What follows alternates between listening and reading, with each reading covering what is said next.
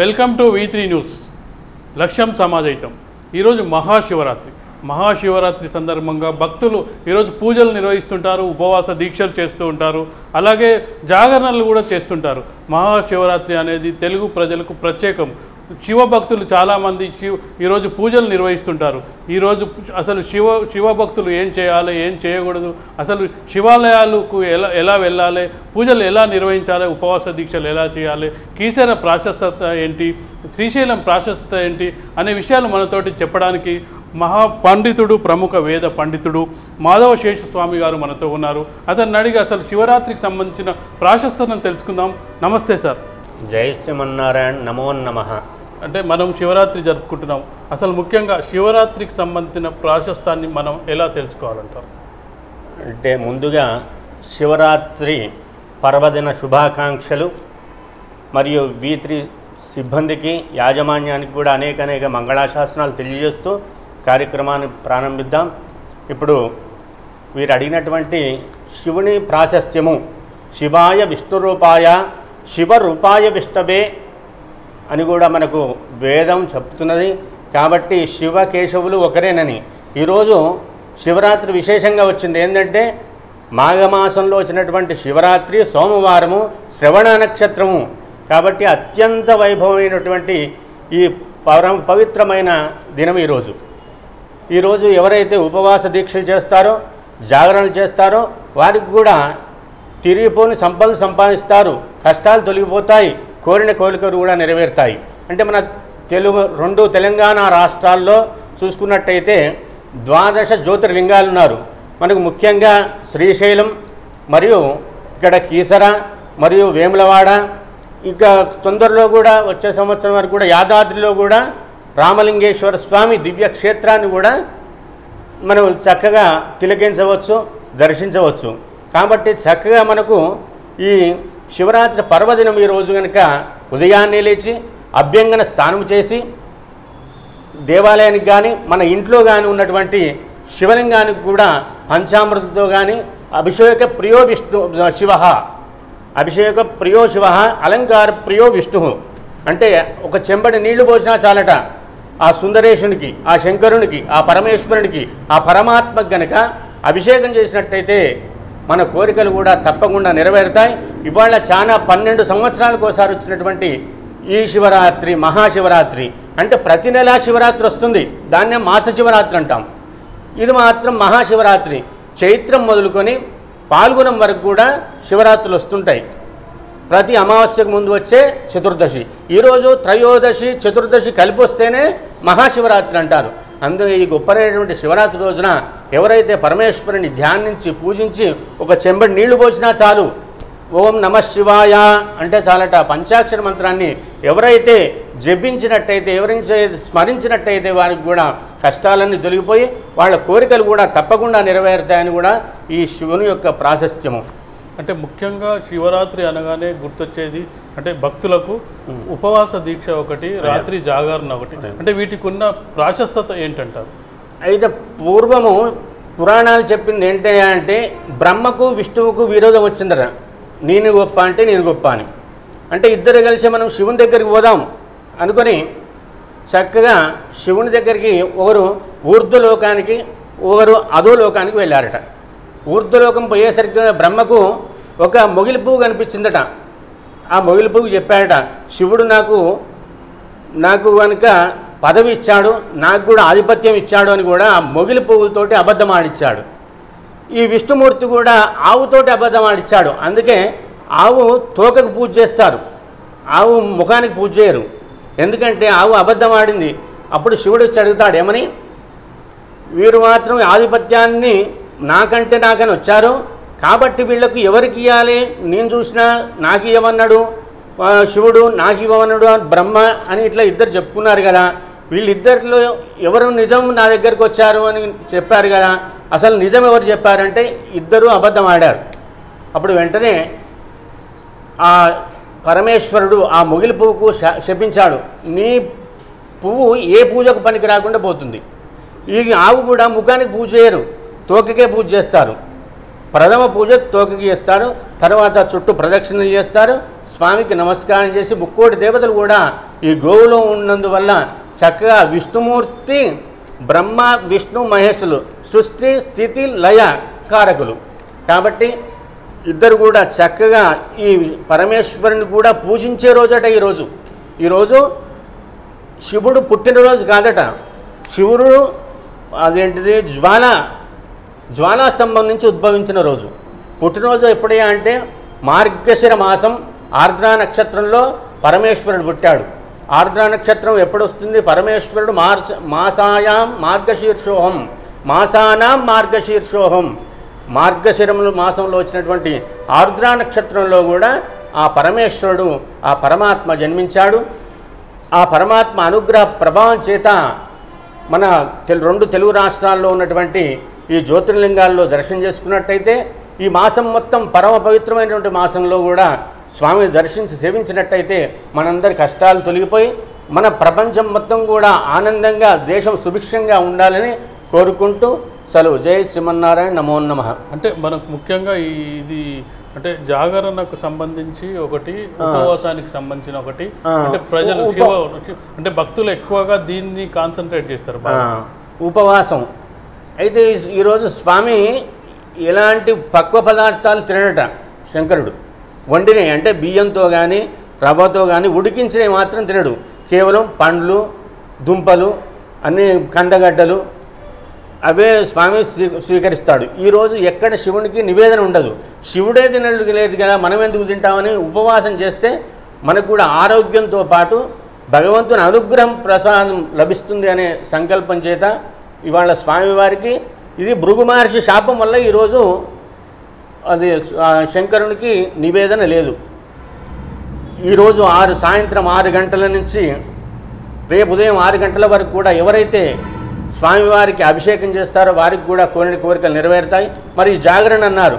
జాగరణ ఎందుకు అంటే స్వామివారు ఉద్భవ కాలము రాత్రి 12 గంటలకైంది. ఆ సమయంలో కనుక స్వామివారిని కీర్తిస్తూ ఆ సమయంలో బ్రహ్మ విష్ణు ఇద్దరు కూడా స్వామిని దర్శనం చేసుకున్నారు. తెల్లవారి వరకు కూడా ఈ మానవులు కూడా స్వామివారి జాగరణలో నిమిత్తమై ఉన్నట్టయితే వారి కోరికలు కూడా నెరవేరుతాయి, కష్టాలు తొలగిపోతాయి అని కూడా ఈ పురాణాలు చెప్తున్నాయి. శివపురాణంలో ఉన్నది ఇది. ఏమని? ఇది జాగరణ చేసినట్టయితే ఉదయం 6 గంటలకు మళ్ళా సూర్యోదయం అయిన తర్వాతనే స్వామికి పూజ అర్చనలు చేసి స్వామివారికి అప్పుడు అన్నప్రసాద నివేదన చేసి అప్పుడు మనం భుజించాలి. అప్పటి వరకు కూడా అన్నప్రసాదం ఎలాంటి ముట్టకూడదు. ఈ రోజుల్లో ఆరోగ్యరీత్యా పెద్ద మనుషులు చిన్నపిల్లలకు కూడా ఎలాంటి దోషాలు లేవు. వాళ్లకు ఫలాలు పండ్లు దుంపలు అన్నీ తినొచ్చు. స్వామివారి తీర్థ ప్రసాదాలు స్వీకరించు. తీర్థ ప్రసాదాన్ని కూడా ఆలయంలోనే తీసుకోవాలి. ఉపవాసం విడిచేయాలన్నా ఆలయంలో విడవాలి. మళ్ళీ ఇంటికి ప్రసాదం తీసుకొచ్చి ఇంటి ముందర విడచడం ఇంట్లో వదలడం కూడా భావ్యం కాదు, అది పద్ధతి కాదు. అంటే పూజా కార్యక్రమం పూజలు అంటే శివునికి భక్తులు ఎలా అంటే పూజా కార్యక్రమంలో పాల్గొనాలంటారు మీరు? స్వామివారికి రుద్రము నమకము చమకం పురుష సూక్తంతో చేసినటువంటి మంత్రం చేత ఆ మంత్రాల చేత పంచామృత అభిషేకాలు చేయాలి. స్వామివారికి తెల్లవారు కూడా ఆలయానికి పోయి ఆలయంలో అర్చకునికి కూడా దానాలు ధర్మాలు చేసి అప్పుడు మీ కోరికలు పరిపూర్ణత చెందినట్టు ఈ వ్రత సమాప్తి జరిగినట్టు రేపు ఉదయం 10 గంటల లోపల స్వామివారిని దర్శించుకొని ఉపవాస దీక్ష పూర్తి చేసినట్టయ్యా. అంటే ఇప్పుడు ఈ ఉపవాస దీక్ష కానీ లేదంటే ఈ జాగరణకు సంబంధించి కానీ ఏమైనా పురాణ కథలు ఉన్నాయా మనకు అందుబాటులో? అదే బ్రహ్మ మహర్షి శివపురాణం మాఘపురాణం అన్నిట్లో చెప్పారు. ఈ శివరాత్రి రోజున ఎవరైతే నిశ్చల భక్తితో కూడా ఉపవాసము జాగరణ చేసినట్టయితే 1,000,000 జన్మల చేసినంత పాపం కూడా తొలగిపోతుందని మన శాస్త్రాలు చెప్తున్నాయి. తప్పకుండా ఈ శివరాత్రి రోజున మనం ప్రపంచవ్యాప్తంగా కూడా చక్కగా జాగరణాలు ఉపవాసాలు అభిషేకాలు అర్చనలు అద్భుతంగా జరుగుతున్నాయి. ఏదో శాపం ఉంది, శాపం వల్ల ఉపవాస దీక్ష అన్నారు. ఆ శాపం గురించి వివరిస్తారా పంతులు? అదే శివాయ విష్ణురూపాయ శివరూపాయ విష్ణవే అనుకున్నాం కదా. అప్పుడు శివుడు గొప్ప ఇటు విష్ణు గొప్ప అన్నప్పుడు అప్పుడు భృగు మహర్షికి కోపం వచ్చిందట.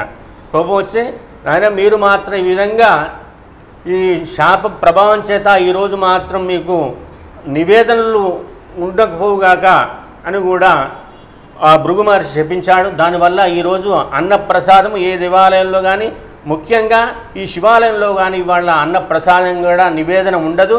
కేవలం పండ్లు దుంపలు ఆ స్వామివారికి చెందుతాయి. ఈరోజు దర్శనం చేసుకున్న తర్వాత ఆవుకు కనుక పాలకూర పెట్టినట్టయితే కోరిన కోరికలు కూడా తప్పకుండా ఫలిస్తాయి. ఆవుకు కూడా మన ముక్కోటి దేవతలు ఉంటారని పురాణాలు చెప్తున్నాయి.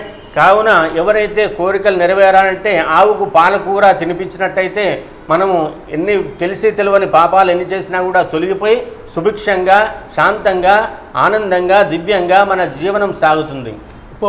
ఉపవాస దీక్ష అంటే ఎలా చేయాలంటారు? ఉపవాస దీక్షలు కొంతమంది అంటే టీ తాగడం, పాలు తాగడం అంటే ఇట్లాంటివి చేస్తుంటారు. అంటే కఠినమైన ఉపవాస దీక్షల్లో అంటే భక్తులు చేయాల్సింది ఏమని మీరు భావిస్తారు? కఠిన దీక్ష అంటే ఉదయం నుండి సూర్యోదయం పూర్వము కూడా అభ్యంగన స్నానం చేసి ఇంట్లో దీపారాధన చేసుకొని తీర్థం మాత్రమే తీసుకోవాలి.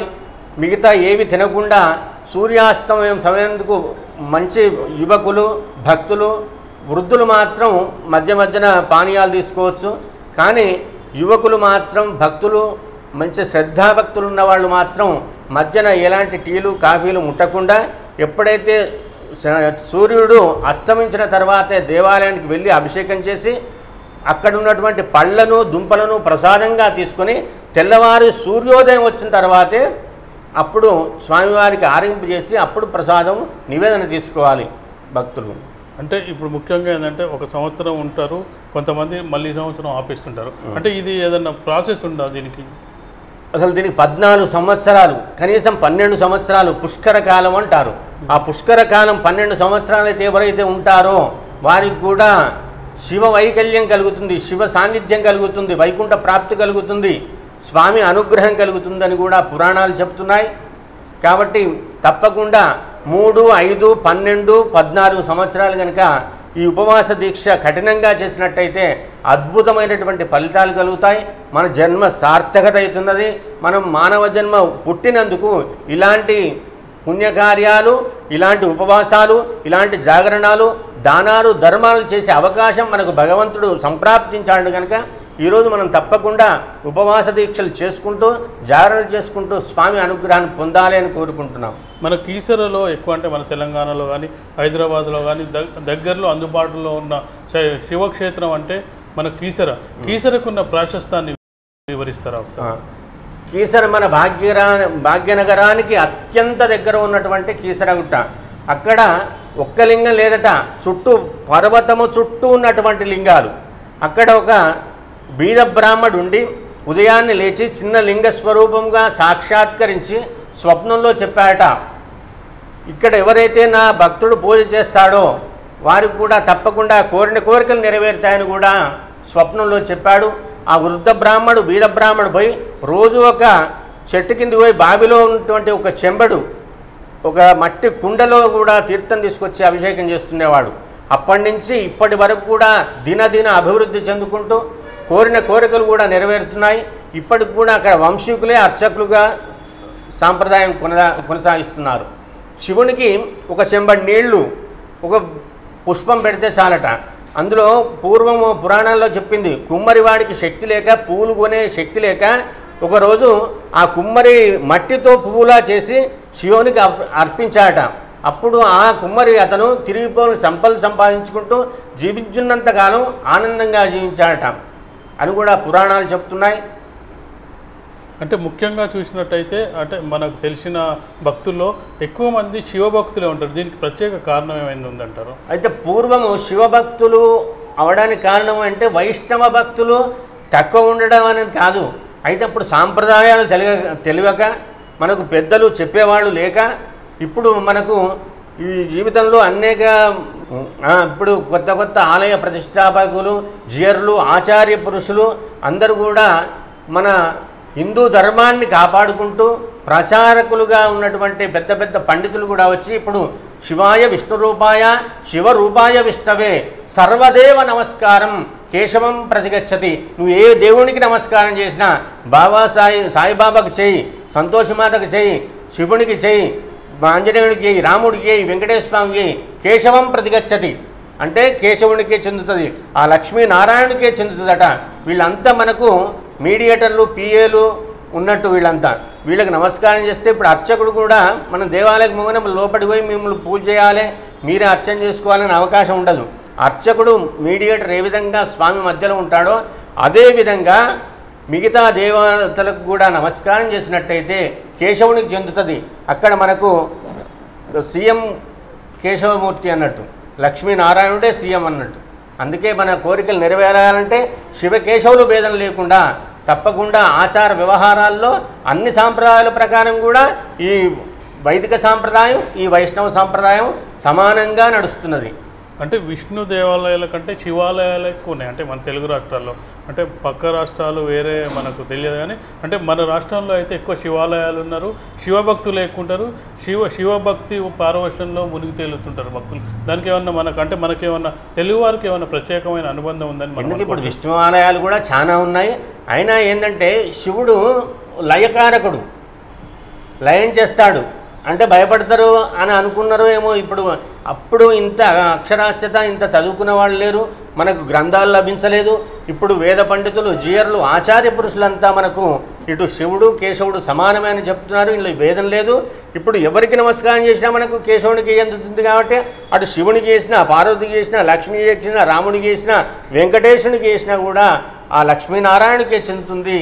మనం చేసిన పూజ ఫలితం కూడా స్వామివారి అనుగ్రహ ప్రభావం చేత మనమంతా ఆనందంగా జీవించాలని కోరుకుంటున్నాం. మనం కీసర గురించి మాట్లాడుకున్నాం. కీసర కంటే కూడా ప్రాశస్తమైన దేవాలయంని మనం శ్రీశైలంగా చెప్పుకుంటాం. శ్రీశైలం కూడా చాలామంది వెళ్తుంటారు, అదొక ఘాట్స్ రోడ్స్లో ఉంటుంది, చాలా కష్టపడి వెళ్తుంటారు. శ్రీశైలం దేవస్థానానికి ఉన్న ప్రాశస్తం ఏంటంటారు? శ్రీశైల శిఖరం దృష్ట్యా పునర్జన్మ నవిద్యతే. ఒకసారి శ్రీశైలం స్వామిని దర్శించుకున్న తర్వాత శిఖరాన్ని చూస్తే పునర్జన్మ ఉంటుందట. అంటే అక్కడ అన్ని కొండల కింద అప్పుడు ఆ పరమాత్మ ఇలా ఉద్భవించాడంటే కేవలము కైలాసమే అక్కడ దిగబడ్డట్టు ఉంటుంది. చిన్న లింగం అది చూస్తే. ఇక్కడ ఎంత పెద్ద లింగాలు మనం ఎంత పెద్ద సిమెంటులతోటి కట్టినా కూడా అంత ఫలితం లేదు. అన్ని కొండల మధ్యలో ఇక్కడి నుంచి ఎంత దూరం వెళ్ళి ఎంతమంది భక్తులు కూడా పూజ చేస్తూ స్వామివారి ఓం నమః శివాయ అనుకుంటూ భక్తులంతా అక్కడికి పోయి స్వామివారి అనుగ్రహాన్ని పొందుతారు. అంటే తొందరగా ఫలితం ఉద్భవించినది మనం ప్రతిష్ఠించిన దానికంటే అద్భుతంగా ఫలితాలు ఇస్తాయి. అంటే భ్రమరాంబిక సమేత మొదలు అమ్మవారు భ్రమరముగా అక్కడికి వెళ్ళి అక్కడ స్వామివారి ఆ కులను ఆ ఉన్నటువంటి శివలింగం సోమసూత్రం చుట్టూనుగా భ్రమరంగా తిరిగిందట అమ్మవారు. తిరిగినప్పుడు అప్పుడు లింగం ఉద్భవించింది. అప్పటి నుంచి ఇప్పటి వరకు కూడా అది దానికి ఎలాంటి మరమ్మతులు చేయరు. సాక్షాత్కరించినటువంటి ఆ లింగానికి ఇప్పటికి కూడా మనం కూడా పోయి ఆ భ్రమరాంబిక అమ్మను, ఆ శ్రీశైల ఆ సుందరేశుని కూడా దర్శనం చేసుకోవచ్చు, సత్ఫలితాలు పొందుతారు. అంటే ముఖ్యంగా ఏంటంటే భక్తులు తిరుపతి దేవాలయానికి ఎంత ప్రాశస్త్యత ఉందో శ్రీశైలానికి కూడా అంతే ప్రాశస్త్యత. ఎందుకంటే తిరుపతికి వెళ్ళే వాళ్ళు దాదాపు శ్రీశైలం కూడా టూర్ అంటే రెండు కలిసి వచ్చేటట్టు వెళ్తుంటారు. అంటే శ్రీశైలానికి ఇంకా మరిన్ని ఇంకేమైనా ప్రత్యేకతలు ఉన్నాయంటారు? అంటే ఇప్పుడు శివకేశవులు భేదం లేదని చెప్పాం కదా, అందుకే ఇక్కడ విష్ణువును దర్శించుకోవాలి, అటు శివును దర్శించుకోవాలనే సంకల్పం చేత ఈ మన భక్తులంతా రెండు క్షేత్రాలను కూడా దర్శనం చేసుకుంటారు, ఆ పుణ్య ఫలితాన్ని పొందుతారు. ముఖ్యంగా చూసుకున్నట్టయితే మన తెలంగాణ జిల్లాలో వేములవాడ కూడా శివాలయం. వేములవాడకున్న ప్రాశస్తం ఏంటంటారు? వేములవాడ అది కేవలం అది భక్తులు ఏర్పాటు చేసినటువంటి లింగానికంటే చక్కగా ప్రాణప్రతిష్ఠ చేసి ఏర్పాటు చేసిన మహాలింగం అది. ఆ లింగానికి కూడా వేద పండితులు, బ్రాహ్మణులు, భాగవతోత్తములుగా ఉండబోయి వేదం చదువుతుంటే ఉద్భవించినటువంటి ఆ లింగానికి, ఆ శంకరునికి, ఆ సుందరేశునికి వేములవాడ వేదం వల్ల ఉద్భవించినటువంటి ఆ శంకర భగవానికి పేరు వచ్చింది వేములవాడ అని. అక్కడ కూడా భక్తులు అధికంగా వెళ్తుంటారు. అక్కడ కూడా అభిషేకాలు, అర్చనలు, సేవలు, నిత్య కళ్యాణాలు జరుగుతుంటాయి. అక్కడ కూడా కోరిన కోరికలు కూడా నెరవేరుతాయి. వేదం చదివితే ఉద్భవించిన లింగమే వేములవాడగా ప్రాశస్త్యం పొందింది. ఓం నమ శివాయ అంటూ శివభక్తులు అంటే ఇది చేస్తుంటారు. దానికి అంటే ప్రత్యేకమైన ఈ కారణం ఏమందంటే ఓం నమ శివాయ. ఇప్పుడు అష్టాక్షరి మహామంత్రం ఏ విధంగా ఫలితాన్ని ఇస్తుందో, ఓం నమో నారాయణాయ అని వైష్ణవ సాంప్రదాయంలో అష్టాక్షరి మహామంత్రం. ఇప్పుడు శివునికి కూడా ఓం నమ శివాయ అనే ఈ పంచాక్షరి మంత్రాన్ని ఎవరైతే జపిస్తారో ఈరోజు వారికి కూడా సకల శుభాలు కలుగుతాయి, ఆనందంగా ఉంటారు. అంటే శంకరుణ్ణి బోలా శంకరుడు అంటారు. దానికి అలా అనడానికి కారణం ఏంటంటారు? అంటే భక్తులు కోరిన వెంటనే ఇచ్చే అతను శంకరుడు. అంటే తప్పకుండా బోలాశంకరుడు ఆయన విషాన్నే మింగిండు. ఆయనకి ఏం ఆశలు లేవు. కేవలము భక్తుల కొరకు, భగవంతుని కొరకు, సేవ కొరకు ఆయన ఎవరైతే సంతోష పెడతారో, అభిషేకం చేస్తారో వారికి కూడా వెంటనే బోలాశంకరుడు ఉన్నదంతా దానం చేస్తాడు. ఆయన దగ్గర ఏముండదు, కేవలం విభూతి, ఆభరణాలు ఉండవు, వస్త్రాలు ఉండవు, కేవలం పులి చర్మము ధరిస్తాడు, నాగుపాముని నడుముకు చుట్టుకుంటాడు అంతే తప్ప కేవలం ఎలాంటి ఆభరణాలు, ఆయుధాలు ఏముండవు. కేవలం బోలాశంకరుడు అనే పేరు వచ్చింది. ఆయన అడిగిన వెంటనే కోరికలు తీర్చేటువంటి శక్తి సంపన్నుడు. అంటే శ్మశాన వాటికల్లో సైతం శంకరుని అంటే ఇది పెడుతుంటారు. అంటే దానికి కారణం ఏదైనా ఉందంటారు? ఆ లయకారకుడు కాబట్టి శ్మశాన స్థాన లయాయ నమః అని పేరు వచ్చింది ఆయనకు. లయం చేస్తాడన్నట్టు. ఇప్పుడు బ్రహ్మ సృష్టిస్తే స్థితి, మన స్థితిగతులను చూసేది విష్ణుమూర్తి, బ్రహ్మ సృష్టికర్త. ఈయన లయం చేస్తాడు, ఇటు వైకుంఠానిక, ఇటు కైలాసానిక, ఇటు మోక్షానిక, ధర్మానిక అని పరీక్ష చేసే శక్తి సంపన్నుడు ఈ పరమాత్మ సుందరేశుడు, ఈ శంకర భగవానుడు. కాబట్టి ఆయనకు శ్మశాన స్థాన లయాయ నమః అని పేరు కూడా వచ్చింది అష్టోత్తరంలో. అంటే ముఖ్యంగా చూసినట్టయితే ఈరోజు శివరాత్రి రోజు భక్తులు అంటే పూజలు ఎలా నిర్వహించారంటారు, పూజా కార్యక్రమాలను ఎలా పూర్తి చేయాలంటారు, మరొకసారి చెప్తే మన కార్యక్రమాన్ని ముగిద్దాం. అయితే ఈరోజు ఉదయాన్నే సూర్యోదయానికంటే ముందుగా లేచి అభ్యంగన స్నానం చేసి నూతన వస్త్రములు ధరించి చక్కగా ఆలయానికి వెళ్ళి పంచామృతముల అభిషేకాలు చేసి, శక్తి లేని వారు, చాతగాని వాళ్ళు, పెద్ద మనుషులు, వృద్ధులు, పిల్లలు కూడా ఒక చెంబెడు రాగి చెంబులో నీళ్లు తీసుకుపోయి ఆ శంకరునికి, ఆ సుందరేశునికి పోసినట్టయితే తప్పకుండా కోరిన కోరికలు నెరవేరుతాయి. ఈ ఉపవాసం కూడా వృద్ధులు మాత్రం ఉపవాసం చేయాలనే నిబంధన లేదు, పిల్లలకు కూడా అసలే లేదు. కేవలం యుక్త వయస్సు ఉన్నవాళ్ళు, భక్తులు, భక్తి మీద ఎవరైతే ప్రేరణ, ప్రోద్బలము, అభిమానము, ఆప్యాయత ఉన్నవాళ్ళు మాత్రం ఉపవాస దీక్ష చేయొచ్చు. ఈరోజు రాత్రి 12 గంటల 5 నిమిషములకు లింగోద్భవంతో జ్వాలా స్తంభం నుంచి శంకరేశ్వరుడు సుందరేశ్వరుడు కూడా ఉద్భవిస్తాడు. మొట్టమొదట బ్రహ్మ విష్ణు పూజ చేస్తారు. అప్పటి నుంచి కూడా మనం జాగరణ చేసి ఉండాలి. భగవంతుడికి పూజ చేస్తున్నప్పుడు మనం మానవులు మాత్రం కాబట్టి ఆ సుందరేశ్వరునికి కూడా జాగరణాపూర్వకంగా నమస్సులు తెలియజేస్తూ ఓం నమ శివాయ, జై శ్రీమన్నారాయణ. అన్నపూర్ణే సదాపూర్ణే శంకర ప్రాణవల్లభే జ్ఞాన వైరాగ్య సిద్ధ్యర్థం భిక్షాం దేహి చ పార్వతీ. మహాశివరాత్రి పర్వదిన సందర్భంగా భగవద్ బంధువులకు మరియు V3 యాజమాన్యానికి మరియు సిబ్బందికి అనేక మంగళాశాసనాలు పూర్వకంగా తెలియజేస్తున్నాము, ఆశీర్వదిస్తున్నాము, దీవిస్తున్నాము. ఈరోజు శివరాత్రి పర్వదినం సందర్భంగా మాధవ శేషస్వామి మన V3 స్టూడియోకి వచ్చి అంటే శివునికి సంబంధించిన అంశాలని, అసలు పూజ ఎందుకు చేయాలి, అసలు జాగరణం ఎందుకు ఉండాలి, ఉపవాసం ఎందుకు ఉండాలి, ఇలాంటివన్నీ కార్యక్రమాలు ముఖ్యంగా అంటే మన కీసర గుట్ట ఒక ప్రాశస్తము, వేములవాడ ప్రాశస్తము, శ్రీశైలం సంబంధించిన ప్రాశస్తము, అసలు భక్తులు ఎలా ఉండాలి, ఎలా ఉండకూడదు అనే విషయాలు మనతో చెప్పడం జరిగింది. నమస్తే సార్, ఈరోజు మా V3 స్టూడియోకి వచ్చినందుకు, V3 స్టూడియోకి వచ్చి మీ విలువైన సమాచారాన్ని మాకు ఇచ్చినందుకు శివరాత్రి సందర్భంగా thank you very much sir. నమో నమః. ఇది ఈరోజు V3 స్పెషల్ కార్యక్రమం. తిరిగి రేపటి కార్యక్రమంలో కలుసుకుందాం. అంతవరకు సెలవు, నమస్కారం.